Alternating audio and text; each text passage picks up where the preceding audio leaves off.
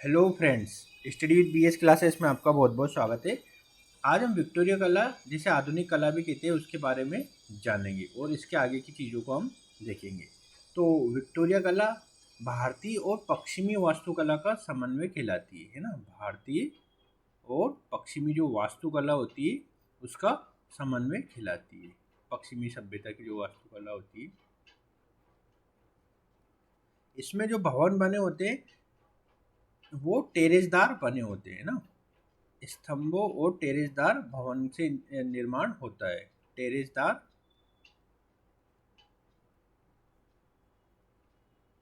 टेरेसदार भवन बने होते हैं।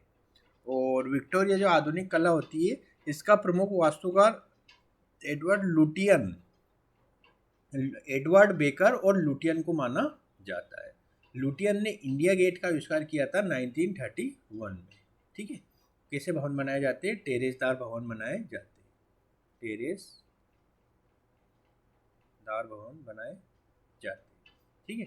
और प्रमुख वास्तुकार कौन है इसमें?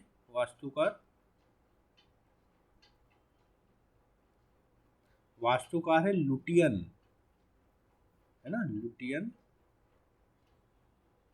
और Edward baker, plus Edward baker इसके प्रमुख वास्तुकार, एडवर्ड बेकर।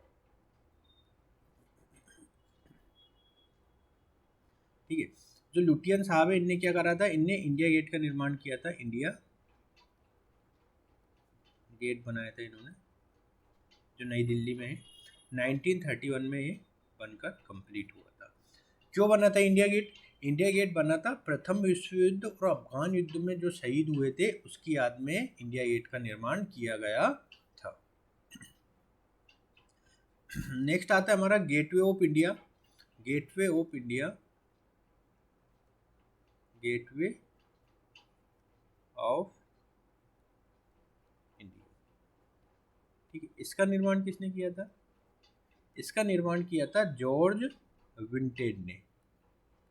जॉर्ज विंटेज ने किया था। 1924 में ये तैयार हुआ था। ठीक है। नेक्स्ट आता है प्रमुख नाम ल्यूरी बेकर। लूरी बेकर, ये वास्तुकार थी।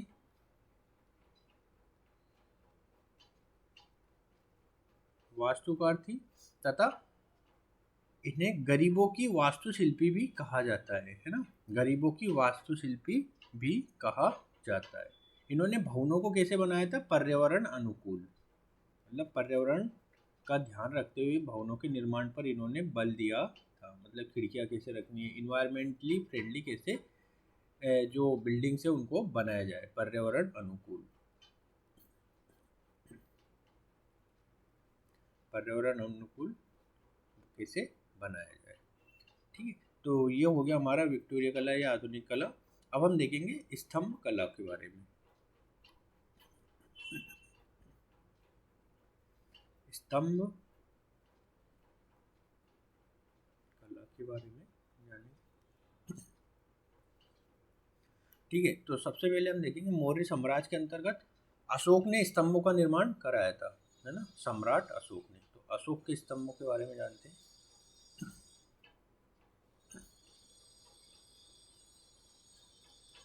कैसे बने थे? बलुआ पत्थर से बने हुए हैं। बलुआ पत्थर से बने हुए हैं और एकास्म के तथा बिना किसी सहारे के खड़े हुए हैं, है ना। मतलब सीधे खड़े हुए हैं, किसी सपोर्ट में नहीं है ना, बिना किसी सहारे के खड़े हैं, सहारे के खड़े।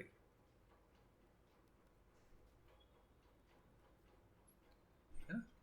और इनकी ऊंचाई कितनी है? ऊंचाई इनकी लगभग है 50 फीट के अराउंड, 30 से 50 फीट के अराउंड। ठीक है। और वजन लगभग 50 टन के बराबर। तो ये इनकी प्रमुख चीज़ें। संरचना कैसी है? संरचना अगर देखें तो संरचना के तहत स्तंभ को दो भागों में बांटा जाता है, एक होता है शीर्ष और एक होता है गाउटुम लार, जिसे हम गाउटुम लार कहते हैं, गाउटुम लार। ठीक है, जो ये अशोक के स्तंभ है, जैसे जैसे ऊपर जाते हैं, जैसे ये से ऊपर जाते हैं, इनका आकार मतलब चौड़ाई जो होती है वो पतले मतलब पतले होते जाते हैं। जैसे यहाँ मोटा है तो यहाँ जाते जाते जाते जाते इस तरह से पतले होते जाते हैं। ठीक है, स्तंभ शीर्ष पर एक चौकी या घंटे की आकृति होती है, जिसे हम क्या बोलते हैं, अवांगमुखी कमल, या जो कमल होता है अवांगमुखी, इसको बोलते हैं, क्या बोलते हैं, अवांगमुखी।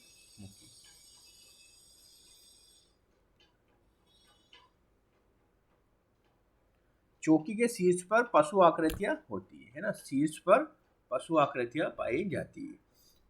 जैसे बहुत सारे जो स्तंभ पाए गए हैं, जैसे संकीय स्तंभ है, वहां के शीर्ष पर हमें हाथी प्राप्त हुआ है, संकीय स्तंभ।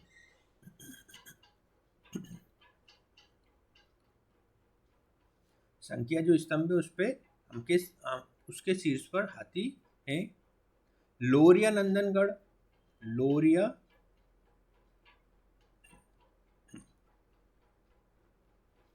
नंदनगढ़, लोरिया नंदनगढ़ के शीर्ष पे क्या है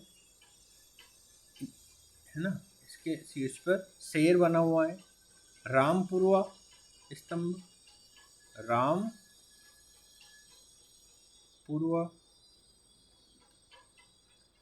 इसके शीर्ष पर बेल है। सारनाथ, इसके शीर्ष पर चार शेर, चार शेर।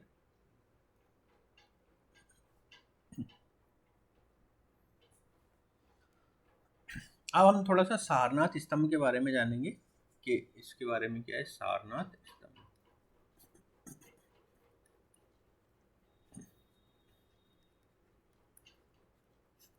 सारनाथ स्तंभ, सारनाथ स्तंभ के अगर आप देखोगे तो इस पे घोड़ा, हाथी, बेल और एक शेर है ना, घोड़ा, हाथी, बेल और शेर बने हुए। इसको आप एक ट्रिक है BHEL से याद रख सकते हैं, है ना, बुल हॉर्स एलिफेंट लायन, इससे आप इसको याद रख सकते हैं। और इसके शीर्ष पर चार शेर हैं, है ना, शीर्ष पर चार शेर है ना। आपको पता होगा सारनाथ स्तंभ का जो शीर्ष वाला पार्ट है उसको भारत का राज्य चिन्ह बनाया गया है ना, भारत का राज्य चिन्ह घोषित किया गया है, राज्य चिन्ह, है ना। आपने कभी भारत का राष्ट्रीय चिन्ह देखा होगा तो उस पर चार शेर बने हैं ना, वो सारनाथ स्तंभ से लिया गया है। ये जो चार शेर है एक अहिंसक मुद्रा में है ना, अहिंसक मुद्रा में है, अर्थात आक्रमणकारी मुद्रा में नहीं है ना। ये क्या दर्शाते हैं, ये शक्ति के साथ संयम, है ना, शक्ति के साथ संयम को दर्शाते हैं। शक्ति मतलब शेर, संयम मतलब अहिंसक मुद्रा में बैठे, हिंसा नहीं चाहते लेकिन शक्ति है हमारे पास। तो ये भारत की विदेश नीति का भी प्रतिनिधित्व करते हैं, जो भारत की विदेश नीति है उसका भी प्रतिनिधित्व करते हैं। तो सारनाथ स्तंभ के बारे में ये प्रमुख नीतियाँ हैं, मतलब प्रमुख एक राज चिन्ह, एक जो इसका शीर्ष है भारत का राज चिन्ह लिया गया है, और जो शेर अहिंसक मुद्रा में बैठे हैं वो भारत की विदेश नीति का परिचायक भी है। ठीक है, अब हम देखेंगे हेलियोडोरस का जो गरुड़ स्तंभ है, हेलियोडोरस,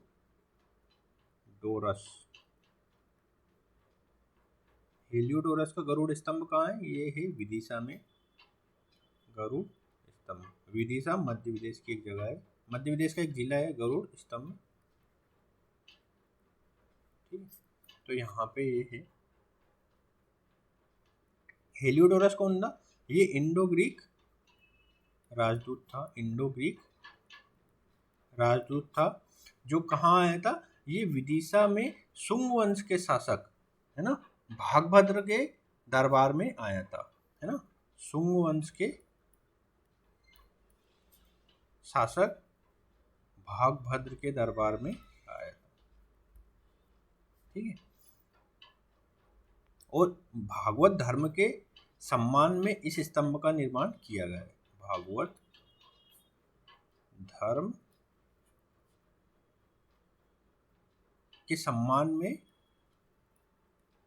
हेलियोडोरस का जो गरुड़ स्तंभ है वो बना हुआ है। कहाँ पे है ये? विदिशा में, है ना। विदिशा मध्य प्रदेश का एक जिला है।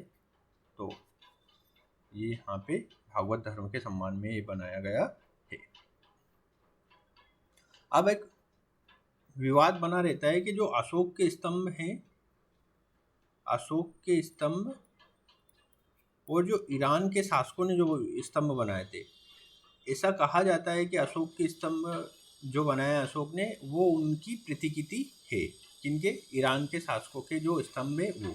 तो अशोक के स्तंभों पर क्या विवाद है और इनका किस तरह से स्पष्टीकरण दिया जाता है? अशोक के स्तंभों पर विवाद, वो हम देखेंगे।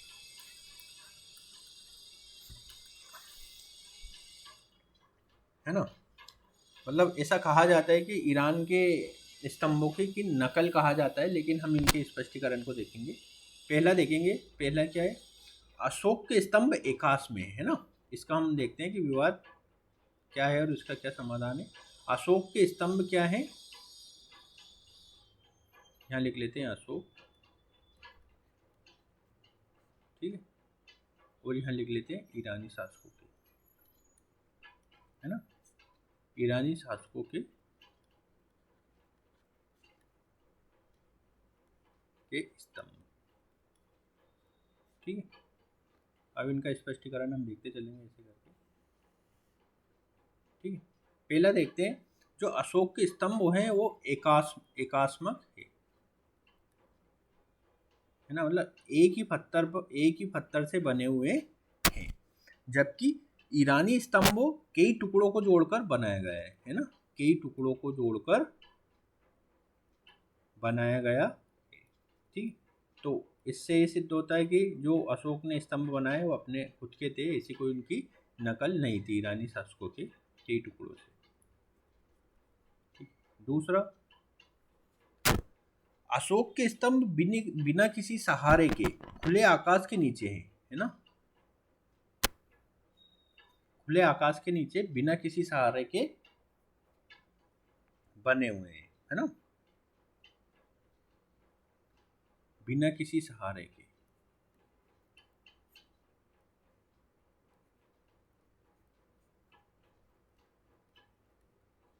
सहारे के, जबकि जो ईरानी शासकों के स्तंभ है वो शासकीय भवनों में मिलते हैं तथा उन्हें किसी चौकी पर बनाया जाता था, है ना, चौकी पर बनाया जाता,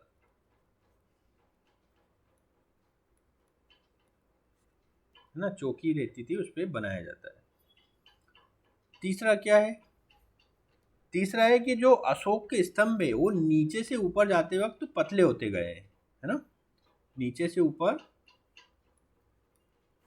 नीचे से जैसे जैसे ऊपर जाते हैं इनके स्तंभों पर पतले होते गए हैं। जबकि ईरानी शासकों के क्या है, इनकी चौड़ाई एक समान है, नीचे से ऊपर एक जैसे, चौड़ाई एक समान, एक समान। चौथा कारण और चौथा रीजन है, जो कहते हैं कि जो अशोक के स्तंभ है वो चमकदार है ईरानी शासकों की तरह, लेकिन ये बात भी सत्य नहीं है, क्योंकि जो चमक भारतीय स्तंभों में पाई जाती है, तो भारत में जो स्तंभों को मतलब चमक, किसी भी चीज़ को चमकाने, जैसे मृद भांड वगैरह हो गए, है ना, मृद भांड, मृद भांड को चमकाने की कला भारत में पहले से ही मौजूद थी, है ना। आप स्तंभ सूत्र एक ग्रंथ है, आप स्तंभ सूत्र में भी चमकदार कैसे बनाया जाता है उसके बारे में बताया गया है ना। तो ये भारत में पहले से ही ये प्रणाली या पद्धति मौजूद थी, तो इसको भी खारिज किया जा सकता है कि भारत ने जो अशोक ने स्तंभ है वो ईरानी शासकों के स्तंभ की नकल की है चमकाने में, ऐसा नहीं है। भारत में पहले से ही ये मौजूद थी। जैसे कि आप स्तंभ सूत्र में हम देख सकते हैं, मृतभाणों को चमकाने की जो पद्धति है उसमें भी हम देख सकते हैं। ठीक है, तो ये इन दोनों में पूरा विवाद हम समझ सकते हैं। ठीक है, कल से हम मूर्ति निर्माण शैली और उसके आगे के बारे में जानेंगे। तो आज का वीडियो देखने के लिए बहुत बहुत धन्यवाद।